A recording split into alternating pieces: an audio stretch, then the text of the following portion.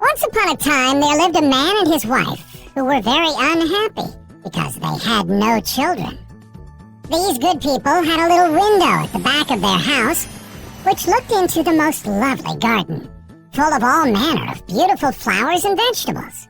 But the garden was surrounded by a high wall, and no one dared to enter it, for it belonged to a witch of great power, who was feared by the whole world.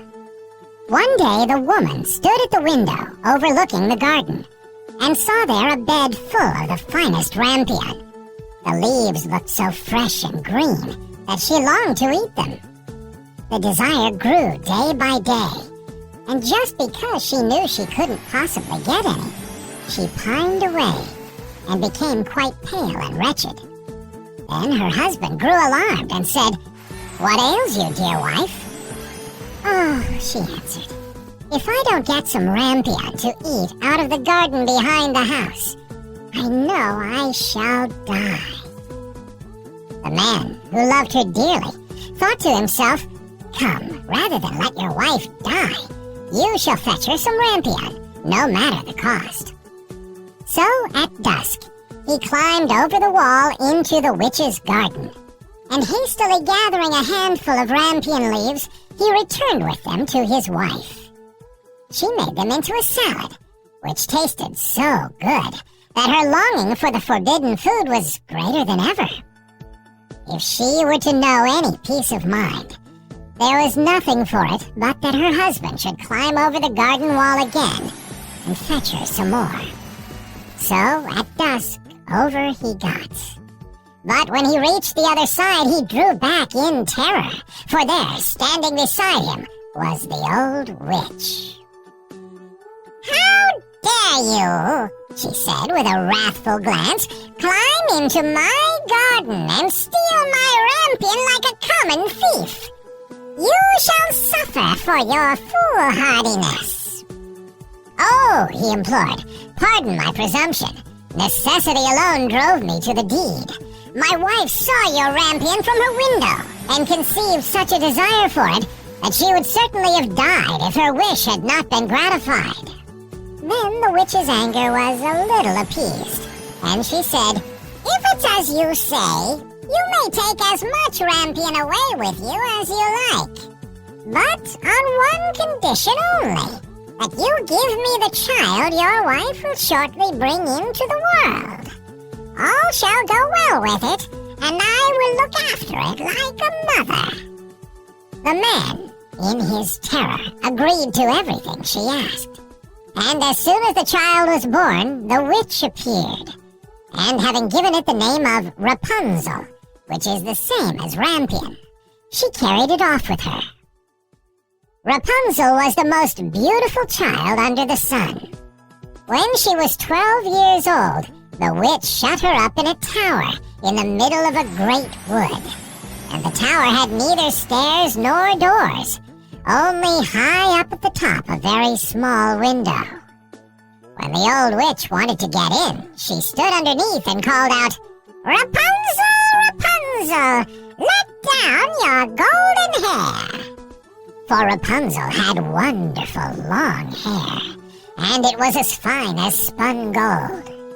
Whenever she heard the witch's voice, she unloosed her plaits and let her hair fall down out of the window about 20 yards below, and the old witch climbed up by it. After they had lived like this for a few years, it happened one day that a prince was riding through the wood and passed by the tower. As he drew near it, he heard someone singing so sweetly that he stood still spellbound and listened. It was Rapunzel in her loneliness, trying to while away the time by letting her sweet voice ring out into the wood. The prince longed to see the owner of the voice, but he sought in vain for a door in the tower. He rode home, but he was so haunted by the song he had heard that he returned every day to the wood and listened. One day, when he was standing thus behind a tree, he saw the old witch approach and heard her call out, "Rapunzel, Rapunzel, let down your golden hair." Rapunzel let down her plaits, and the witch climbed up by them. "So that's the staircase, is it?" said the prince. "Then I too will climb it and try my luck." So on the following day at dusk, he went to the foot of the tower and cried, "Rapunzel, Rapunzel, let down your golden hair!" And as soon as she had let it down, the prince climbed up. At first, Rapunzel was terribly frightened when a man came in, for she had never seen one before. But the prince spoke to her so kindly and told her at once that his heart had been so touched by her singing that he felt he should know no peace of mind till he had seen her. Very soon, Rapunzel forgot her fear, and when he asked her to marry him, she consented at once. For, she thought, he is young and handsome, and I'll certainly be happier with him than with the old witch. So she put her hand in his and said, "Yes, I will gladly go with you. Only how am I to get down out of the tower? Every time you come to see me, you must bring a skein of silk with you, and I will make a ladder of them. And when it is finished, I will climb down by it, and you will take me away on your horse." They arranged that till the ladder was ready, he was to come to her every evening, because the old woman was with her during the day. The old witch, of course, knew nothing of what was going on, till one day Rapunzel, not thinking of what she was about, turned to the witch and said, "How is it, good mother, that you are so much harder to pull up than the young prince? He is always with me in a moment." "Oh, you wicked child!" cried the witch. "What is this I hear? I thought I had hidden you safely from the whole world, and in spite of it you have managed to deceive me." In her wrath, she seized Rapunzel's beautiful hair, wound it round and round her left hand, and then grasping a pair of scissors in her right, snip snap, off it came, and the beautiful plaits lay on the ground. And worse than this, she was so hard-hearted that she took Rapunzel to a lonely desert place, and there left her to live in loneliness and misery. But on the evening of the day in which she had driven poor Rapunzel away, the witch fastened the plaits to a hook in the window. And when the prince came and called out, "Rapunzel, Rapunzel, let down your golden hair," she let them down, and the prince climbed up as usual. But instead of his beloved Rapunzel, he found the old witch, who fixed her evil, glittering eyes on him and cried mockingly,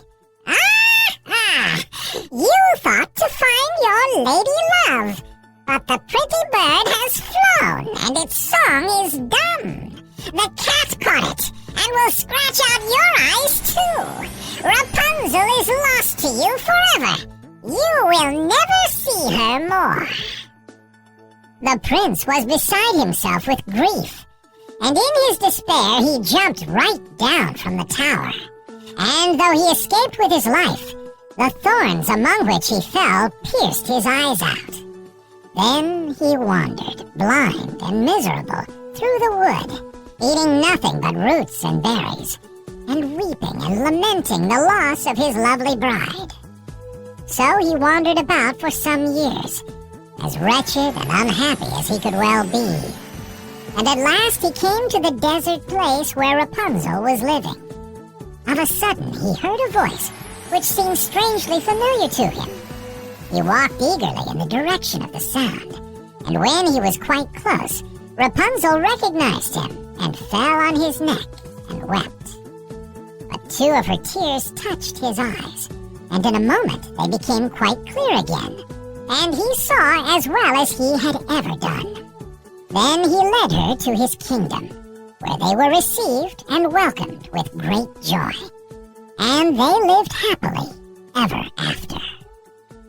The end. Thanks for listening to this story. Download it for free